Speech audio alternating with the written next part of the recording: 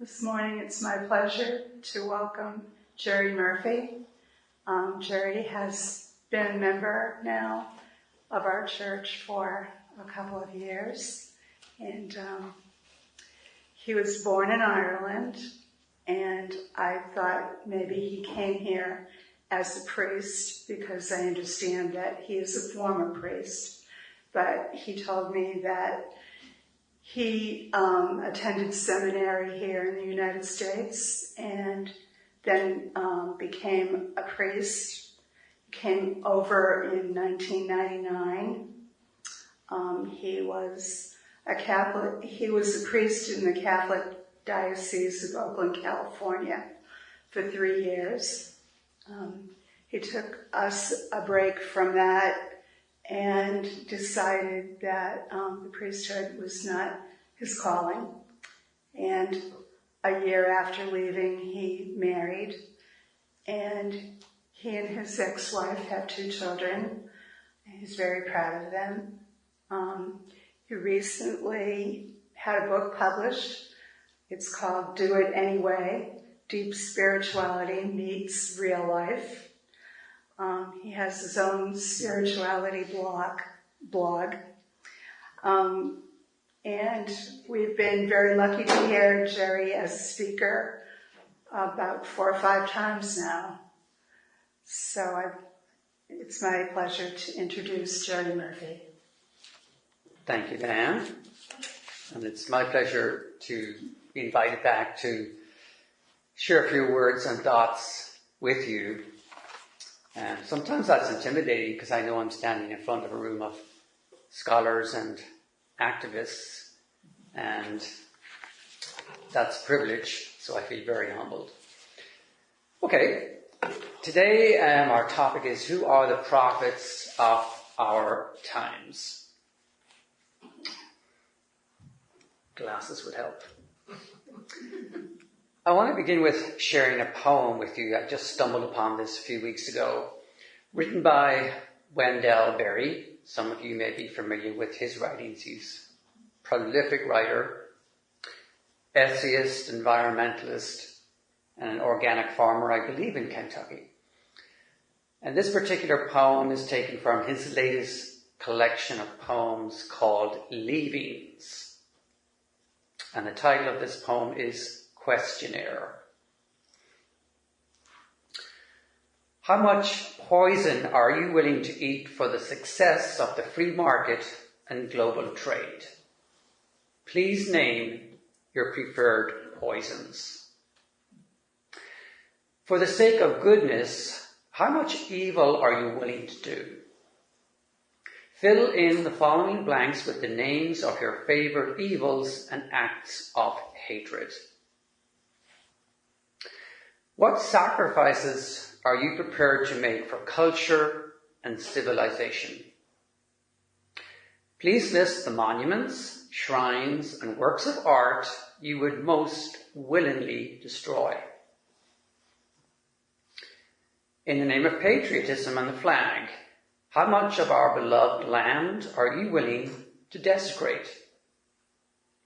List in the following spaces the mountains, rivers, towns, farms you would most readily do without. State briefly the ideas, ideals, or hopes, the energy sources, the kinds of security for which you would kill a child. Name, please, the children who you would be willing to kill. Okay, so back in, as Diane referred, before coming over to the United States, I came over in 1999.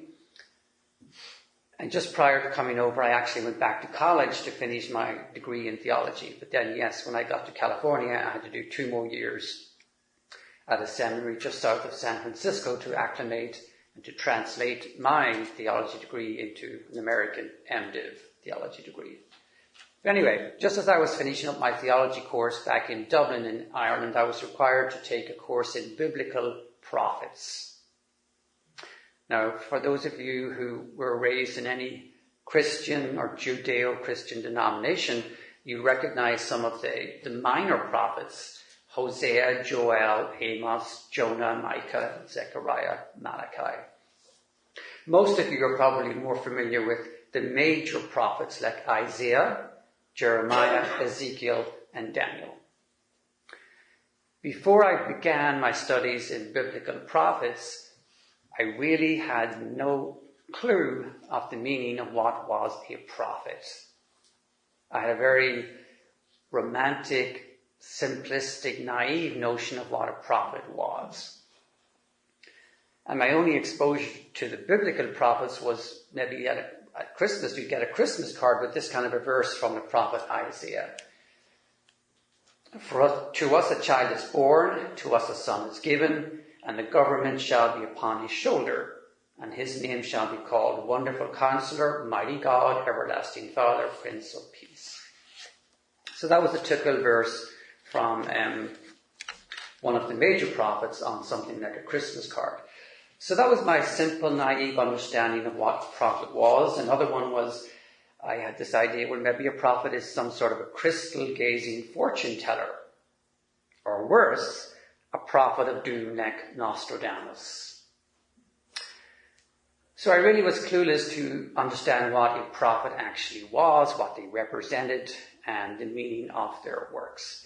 Having studied the course in biblical prophets, I then came to a very different understanding of what a prophet was about. And as I've continued to reflect on the meaning of to be a prophet in any era of human history, and to be prophetic in what you say and how you live, basically to be a critical thinker, a radical thinker, or, please excuse my parlance, a shit disturber of the human era you live in. That's a prophet. Okay, let me refine that. Here's what I'm going to do. I'm going to go through a list of what I would call the basic tenets that constitute the profile of a prophet in any era of human history. How can we distinguish them? What is characteristic of them? Okay. So a prophet is one who names a situation truthfully in its largest context without being pulled into dualistic factions. Scripture shows the Hebrew prophet speaking to the people as one of their own, not above or apart from the community. Prophets share in the problems and the gifts of the collective. Secondly, true prophets are almost always concerned with social, institutional, national, or corporate evil and our participation in it, whether that participation is complicit or implicit. I think prophecy is similar to the whole Eastern idea of karma, or the idea of what goes around comes around. Prophets teach how reality works by sharing what's going to happen. You keep destroying the earth, and you're not going to survive. That's not a threat. That's a description. You will reap what you sow. Okay. Prophets can deeply love their tradition and profoundly criticize it at the same time, which is a very rare art form. In fact, it is their love of its depths that forces them to criticize their own religion. This is almost the hallmark of a prophet. Their deepest motivation is not negative, but profoundly positive.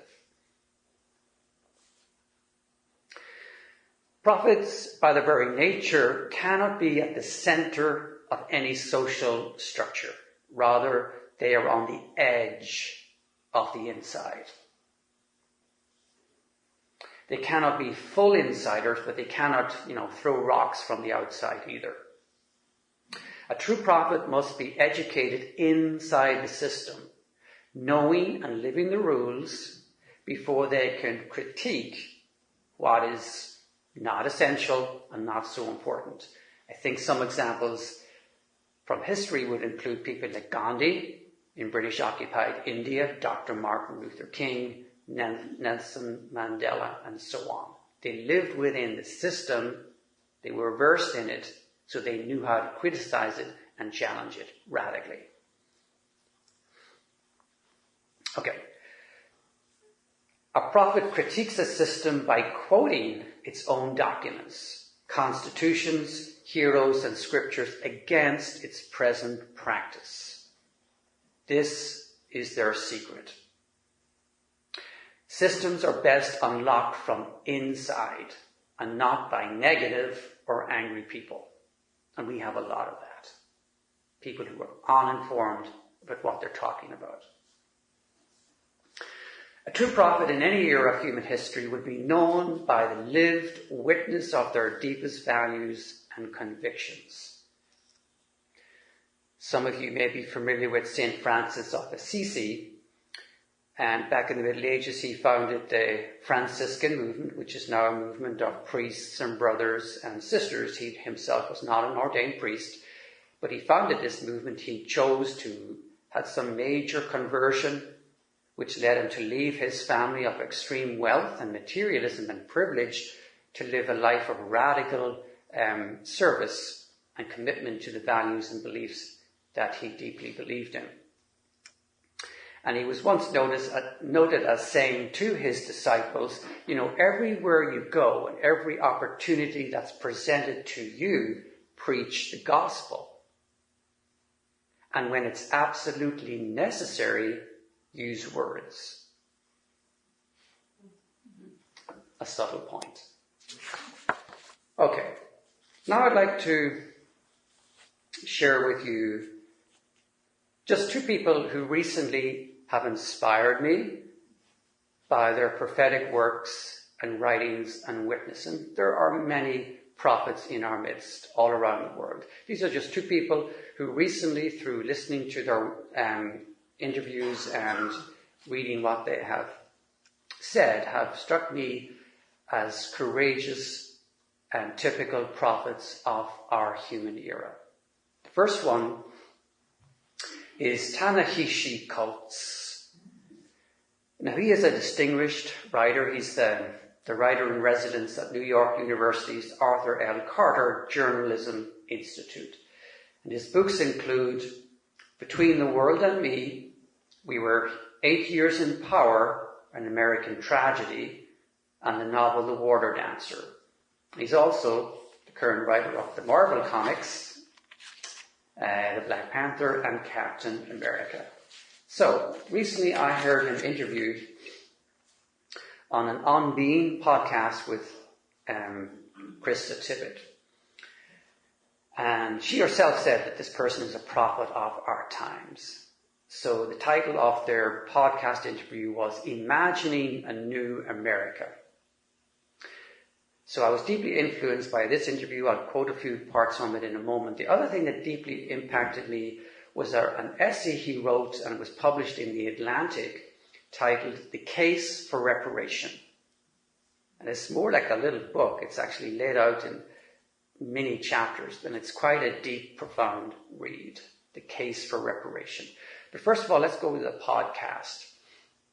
So in this podcast, he asks this question: can you get to a place where citizens are encouraged to see themselves critically? Where they're encouraged to see their history critically? Speaking of the influence Malcolm X had on him, Malcolm X was a great Muslim minister, civil rights leader back in the 60s. Coates had this to say about Malcolm X. So for Malcolm, to me, it was, I can speak about the world in a way that is reflective of my life and my community. I can do that.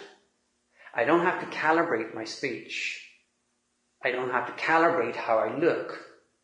I don't have to calibrate how I walk to make other people feel a certain way. I have that right. And so that was big for me as a writer. When I was starting writing, there was a school of writing that says, given that the audience is obviously, when you reach to any size, is not going to be majority black, and that you have to hold people's hands, you have to explain to them. And the Malcolm influence on me said, no, you don't. Write as you hear it. Write as you hear it. Okay. I just want to quote a little bit from this long essay, The Case for Reparation, that he got published in The Atlantic. A few points from that. The subtitle right away jumped out at me before I even got into this long, long essay. 200 years of slavery. 250 years of slavery. 90 years of Jim Crow. 60 years of separate but equal. 35 years of racist housing policy. Until we reckon with our compounding moral debts, America will never be whole. And then he goes on in the essay. And so we must imagine a new country, reparations, by which I mean the full acceptance of our collective biography and its consequences, is the price we must pay to see ourselves squarely. The recovering alcoholic may well have to live with his illness for the rest of his life, but at least he is not living a drunken lie. Reparations beckon us to reject the intoxication of hubris and see America as it is, the work of fallible humans. And then commenting back to the podcast interview on this excerpt from his essay, he says, what people will tell you is this. Well, I didn't have any slaves. I wasn't alive when this happened. My ancestors just got here. And what became clear to me reading that is, okay, but you cook out on the 4th of July. Your ancestors weren't there. They played no role in that. They had nothing to do with it. You take off for President's Day, but you had no part in that. Your ancestors weren't there. There are a number of patriotic rituals that folks have no problem participating in as long as they can get credit for it. But they don't want the debit, see. I want the paycheck. I don't want to have to write a check, though. And that is a kind of, in the piece, I think I talk about it as a la carte patriotism. It's like sometimes friendship. I'm there when I can get some, but when it gets tough, man, I'm out. I wasn't there. I had nothing to do with that. But it's like, I'm still quoting from him, either you're in or you're out. Either you're a part of it or you're not. I was not alive during the Korean War. I had nothing to do with it. But my taxes go to pay pensions for folks to this day. It would not have been my choice to invade Iraq, but my tax dollars went to it. That's the way a state works. So I think what people want is they want to be part of the state as long as it gives them something that they like. Okay. So essentially, a true prophet of our times will not leave you feeling warm and fuzzy inside. He or she will not comfort and console you. They will disturb you to your core. Okay, one more example of a prophet in this era of human history who has immensely impressed me is the young eco-activist from Sweden, Greta Thunberg. So let me begin by sharing you why I'm impressed and inspired by her, and then I'll quote a few things she had to say.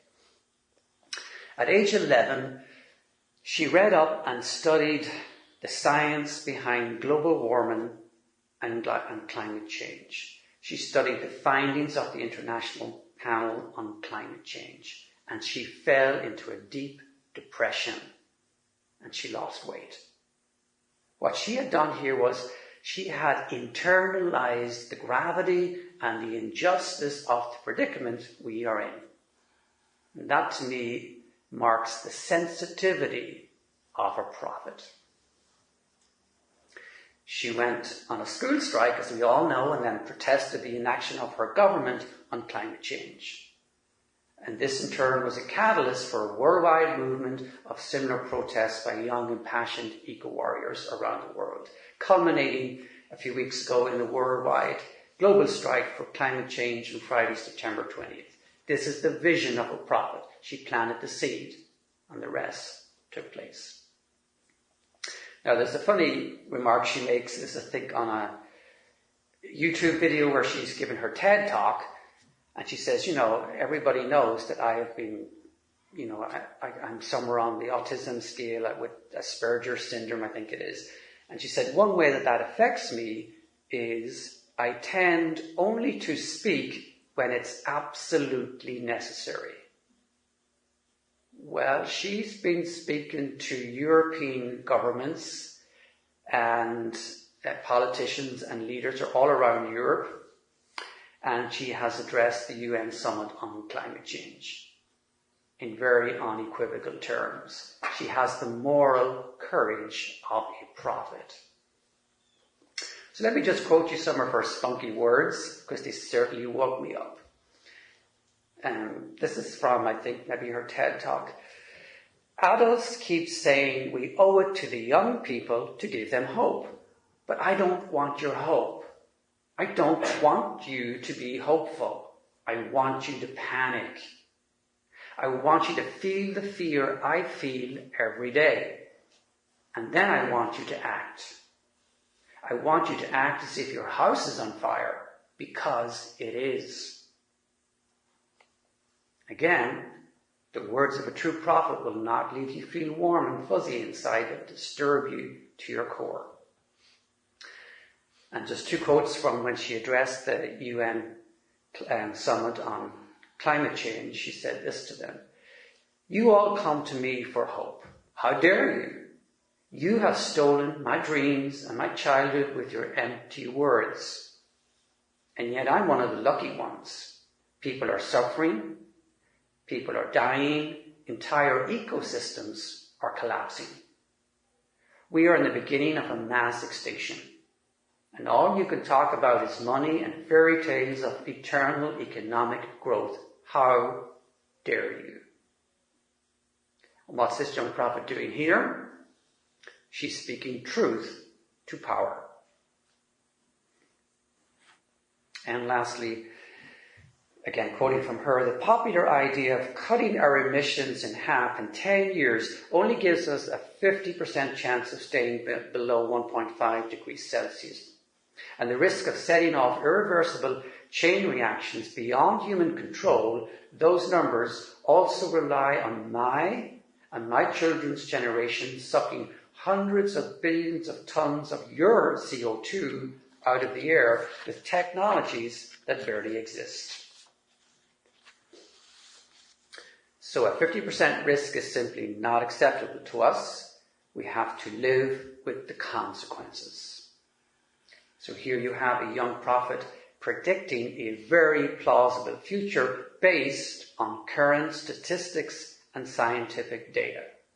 And that's something I love about her approach to the politicians when she gets invited to talk. She said, I don't need to talk to President Trump. I don't need to talk to the politicians.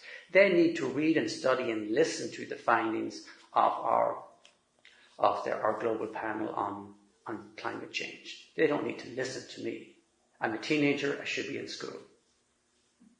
And yet the whole world is listening to her. So if this is what Greta Thunberg is capable of at 16, and she just got eclipsed from the Nobel Peace Prize, and she's 16, what's she going to be doing at 26? What's she going to be doing at 36 and 46? So in the final analysis, a true prophet of any era in human history will be known by the fruits of their conviction spiritual vision and moral courage. They live by the values they deeply adhere to. And I think we would do well to listen to their wisdom and to try at least to courageously follow their example.